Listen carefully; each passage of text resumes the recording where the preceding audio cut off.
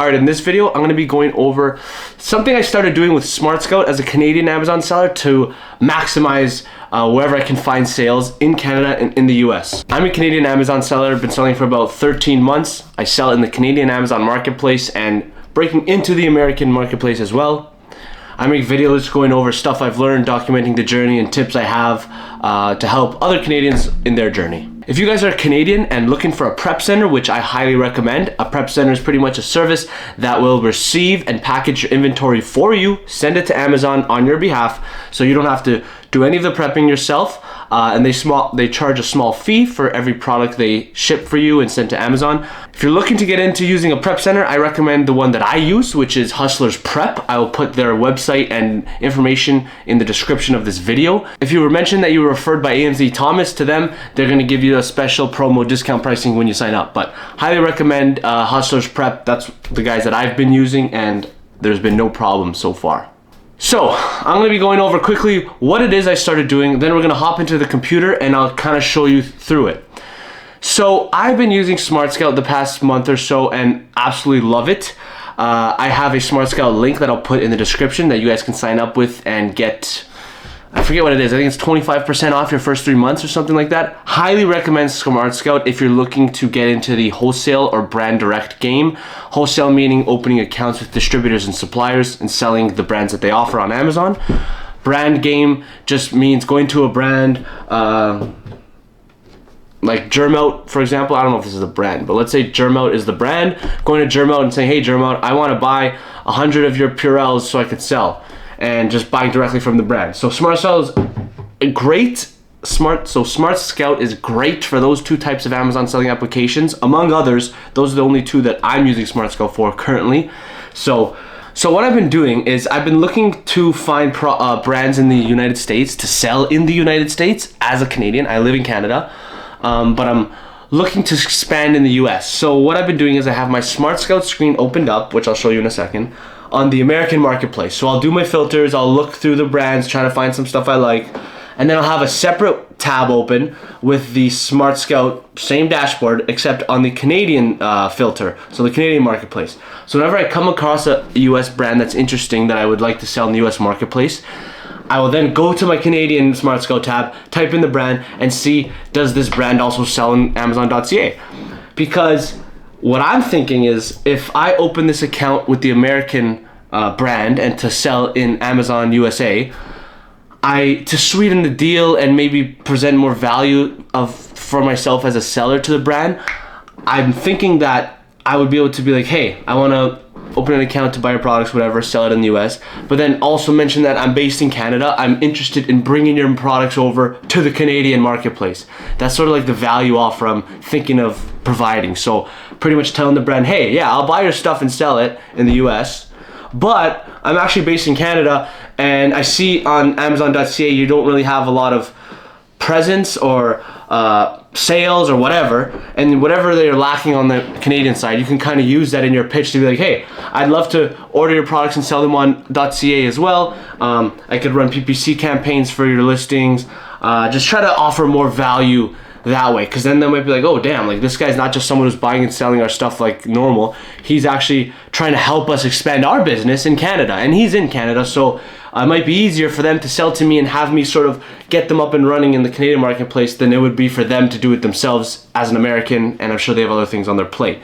So that's sort of a value add I'm thinking to add when reaching out to these brands, and I think it's going to work. Hasn't worked yet because I haven't really done it too often, but that's what I'm currently trying to do, or at least when I parse through the US SmartScout filter, I'll always have the Canadian one open just in case. Mostly, I'll find that the Canadian presence of whatever brands I'm looking at are very low and not that good. So that's good for me because I could start by offering them to sell in Canada, which if they have nothing going on, something's better than nothing. But it's not good because if it's not already selling well in Canada, I don't want to be the one to take the risk to see if it will, which sometimes I might be, but sometimes like it might already be available in the Canadian marketplace, but it's just not selling well. So it's not like it's not even there and I'm the first one to even bring it. It's there. You can buy it on Prime, just no one cares about it in Canada. So yeah, you kind of have to weigh your risk on, do I even care to bring this into Canada? So that's pretty much the gist of this new technique I'm trying out. And I'm gonna go into the SmartScout in the computer now so you can kind of see exactly how I do it. All right, so here we are in SmartScout dashboard. As you can see in the bottom, I'm going to change it to Amazon US. And then in my second tab here, I have Amazon Canada. So assuming we're gonna be looking at US products to buy and sell in the US as a Canadian seller, what I would do, you can also do this vice versa, looking at Canadian products and then going into the American market. So it could work either way. But here we go. We click the brands tool, we open this guy up, and this is where you put your filters. So I'll just put some example filters just so we can get a list of brands going. Primary main category, let's say I'm looking for pet supplies, estimated monthly revenue, at least maybe $10,000 a month. Average sellers, at least 3, so we know it's not a private label, and Amazon in-stock rate with a maximum of 10%. So we'll apply these filters, and now we have our list of brands. So let's look at the smaller ones here, these around $10,000 a month brands. So I would just go brand by brand by brand and do this for everyone that I go across, but for the sake of not making this video too long, I'll try to choose one that I think might be decent. So Mega Ray. And now things I look for off rip here when you go to the brand in SmartScout. It has a bunch of metrics. A lot of them I've yet to really fully understand and know why they're good, but percentage FBA 100%, that's what I'm going to be selling it as, so that's good. Amazon in-stock rate 0, which is good. That means I don't have to compete with Amazon. And the top seller buy box win rate 50%. I don't think that's that bad. So if we look at the sellers, there is not a lot, and one guy does 50% of the sales, and none of the names of the sellers match the name of the brand, so we know that the brand isn't selling themselves on Amazon, which is good. So what I'll do is I'll go to the products, and it looks like this is pretty good. 2 products that both sell pretty much equally. Sometimes you'll get products that like one product does all the selling and the other ones suck, but this one doesn't look bad. So let's look at this Amazon listing. Okay, Mercury Vapor Bulb, 160 watts. Okay, cool. So let's say I'm interested in selling this on Amazon.com.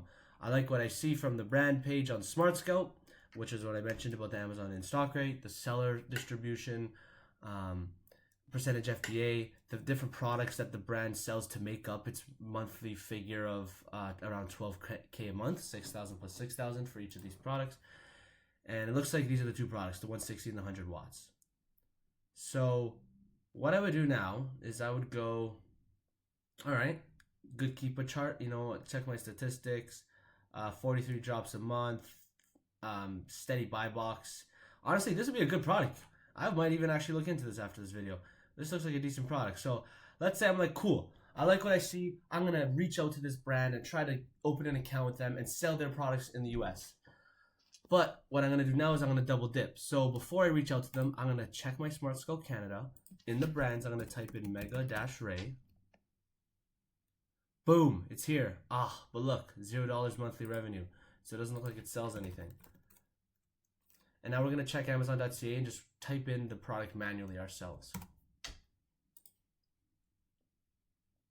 So this is the Canadian SmartScout page. So this is that same brand in Canada, and it says it does $0 a month. So yeah, it doesn't look like there's a big presence, but it looks like the 2 products they sell, one's a bit different, but it looks like they're the same type of product.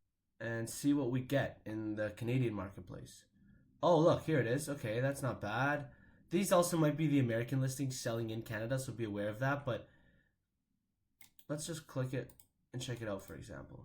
This honestly is a great example. I think this would be a perfect example for this video. That it's a pretty good product to sell on its own in the US, and it looks like it is sold in the Canadian marketplace, so maybe there's an opportunity for us here. Okay, so this is the Canadian product, $109. Yeah, it doesn't sell at all. 0.3 drops a month. Mostly FBM. So who knows? If we get in here with some FBA action, we might start getting more sales on the product. Because if people go, like, take it in like this. you're in Canada, you want to buy this lamp, you see it's $100, like damn, like that's probably expensive as hell for this lamp, and it's not prime, it's not very attractive. If it was prime eligible, even at that price, people might buy it because they'll know that they're going to get it the next day. Only one person sells it, non-FBA. Let's look at the history. So it doesn't really sell much, but this is what you want to look for. You want to look to see on the Canadian side what the story is. Personally, would I buy this? I don't know if I buy and sell it in Canada. I think it's much more risky because it is available in Canada now and it's just not selling well. So for that reason, I would say that I'm out. And I would just focus on doing it in the US. What I would like to see from the Canadian listing to make me want to be like, all right, cool, I'm going to buy stuff to sell in Canada as well as the US, is I would like to see it already just selling decent in Canada.